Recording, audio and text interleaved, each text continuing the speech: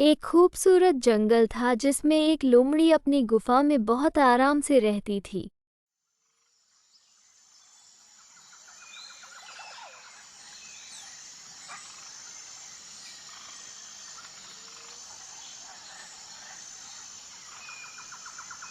उसी जंगल में एक बाघ था जो लोमड़ी को खाना चाहता था, पर लोमड़ी की फुर्ती के कारण वो कभी उसका शिकार नहीं कर पाता था।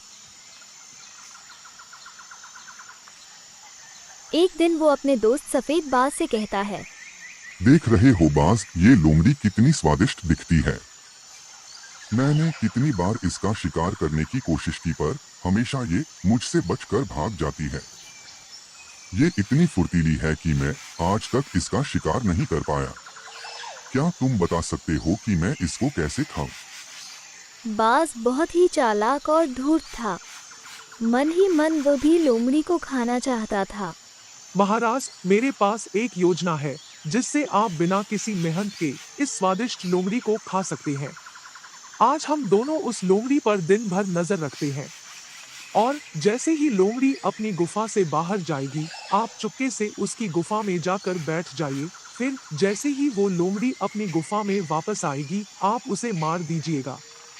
वाह बाज, क्या दिमाग लगाया है तूने।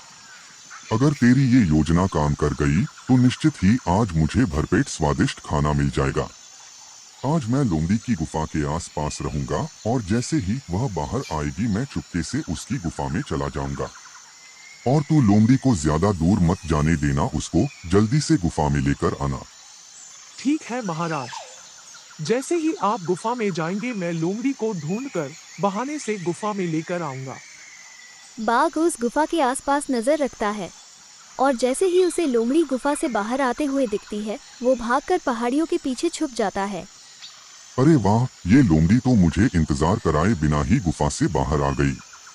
आज तो इसे खाकर ही मैं अपनी भूख मिटाऊंगा। चलो अब जल्दी से गुफा में घुस के बैठ जाता हूँ।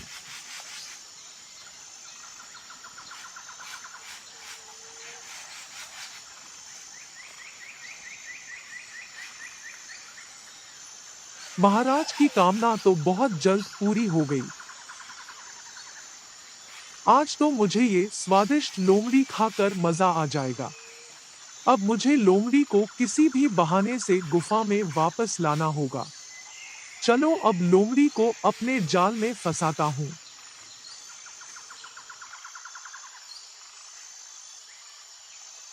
लोमड़ी बहन, लोमड़ी बहन, लोमड़ी बहन, सुनो लोमड़ी बहन। क्या हुआ बाज भाई, क्यों मुझे आवाज लगा रहे हो? बहन, क्या तुम मेरी थोड़ी मदद कर सकती हो? बाज भाई क्या हुआ, आप मुझे बताएं। बहन, बीमार होने के कारण बहुत दिनों से कुछ भी नहीं खाया है। अब तो मैं ठीक से उड़ भी नहीं पा रहा हूँ। मैं बहुत कमजोर हो गया हूँ और मुझे लगता है शायद मैं भूख से मर न जाऊं। क्या तुम मुझे अपनी गुफा में जाकर मेरे लिए कुछ खाने के लिए ला सकती हो? मेरी गुफा में कुछ खाना रखा हुआ है, मैं आपको देती हूँ, पर आपको मेरी गुफा तक आना होगा। ठीक है लोमड़ी बहन, तुम कितनी अच्छी हो। लोमड़ी बहुत ही दयालु थी। वो चालाक बाज की बातों में आ जाती है और दोनों गुफा की ओर चल देते हैं।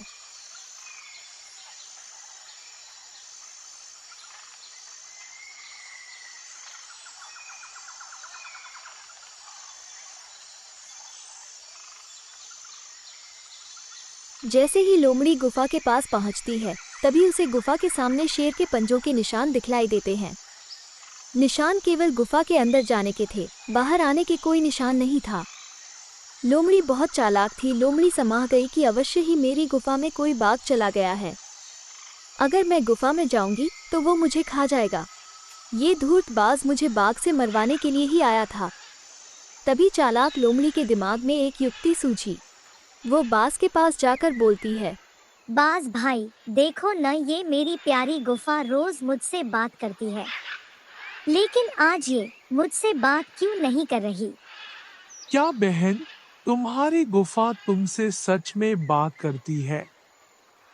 हाँ बाज भाई, मेरी प्यारी गुफा रोज मुझसे बात करती है। मेरी गुफा तू मुझसे बात क्यों नहीं कर रही है? अगर तू मुझसे बात नहीं करेगी तो मैं वापस चली जाऊंगी। लगता है यह गुफा लोमड़ी से बात करती है, किंतु मेरे डर के कारण आज यह बात नहीं कर रही है। अगर ये गुफा नहीं बोली तो लोमड़ी वापस चली जाएगी और सारी योजना बेकार हो जाएगी। अब मुझे ही आवाज बदलकर बोलना चाहिए। अरे मेरी प्यारी सहेली, मैं कब से तुम्हारा ही इंतजार कर रही हूँ। तुम अंदर क्यों नहीं आ रही हो? आवाज सुनते ही लोमड़ी समझ गई कि गुफा के अंदर बाघ है। उसे बाज की धूर्तता पर बहुत गुस्सा आया। लोमड़ी बिना एक पल की देरी किए लोमड़ी बाज की गर्दन पर झपट्टा मारकर दूर तक घसीट कर ले जाती है। बाघ ये सब देखकर उसे पकड़ने का प्रयास करता है, पर फुर्तीली लोमड़ी बाघ की पकड़ से दूर भाग जाती है। इस प्रकार चालाक लोमड़ी ने होशियारी से अपनी जान बचा ली और शेर को भूखा ही रहना पड़ा। शिक्षा। चालाक लोमड़ी और बाघ की कहानी से हमें शिक्षा मिलती है कि अपनी होशियारी से आने वाली बड़ी से बड़ी मुसीबत को भी टाला जा सकता है।